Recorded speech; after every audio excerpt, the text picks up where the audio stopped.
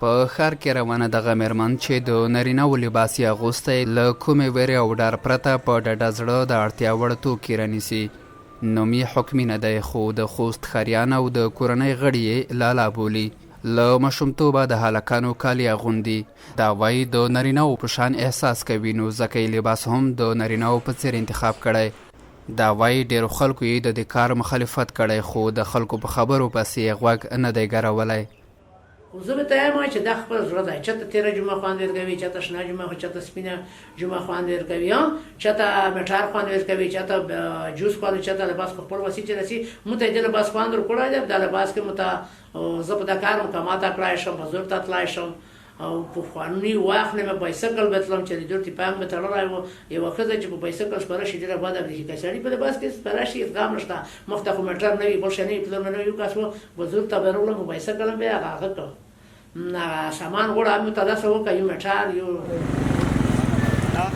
د خوست په سنتي ټولنه کې حکمینه یوازینۍ ښځه ده چې په ازاده توګه او بې له ویرې ګرځي راګرځي.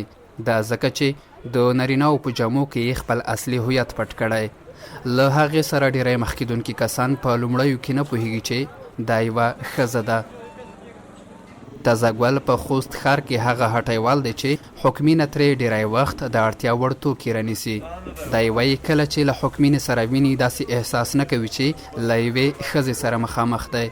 چې خبرې اترې وکړې چې فکر مو کوم که دا خو سړی دی، خو چې کله مې دوې درې خبرې سره وکړې لوس مې سره ملاو کړو نو دا فکر مو وکړ چې مالا دا خو ښځه ده. داسې 4 کوله 5 کوله کېږي چې سر په لوسې مونږ ته ارسي دلته سودوي کې تخمونه وخولي بیخي عادي ډول چاته مشکل وي سیکسه وړاندیز ورته وکړي هغه خپل همکاري ورسره کوي وخته پرې که هغه په شبا کې وي که هغه حکومي خبرې وي بیخي لکه یو ملک چې کس داسې رویه خلکو سره کوي خلک بیخي ته نه خوښ دي.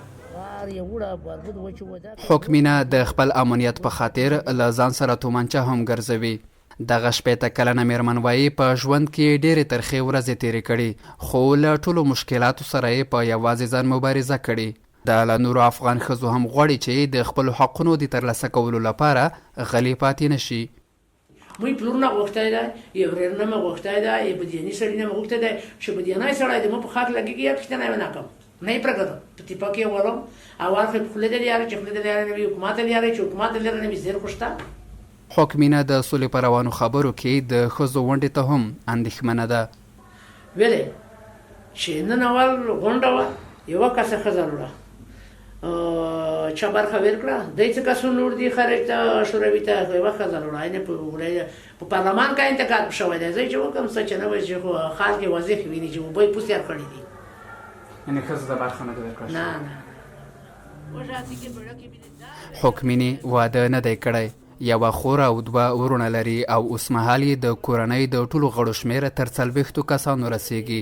نوموړې د هغې ورځې په هیله ده چې نجونې او مېرمنې لکه دا مجبورې نه شي چې د نارینه‌و په څېر کالي واغوندي او له ستونزې پرته په ډډه زړه په خپل لباس کې زده کړو ته لاړ شي، په ادارو کې کار، په ښارونو کې سودا وکړي او هیڅوک یې پر حقونو تیری ونه کړي.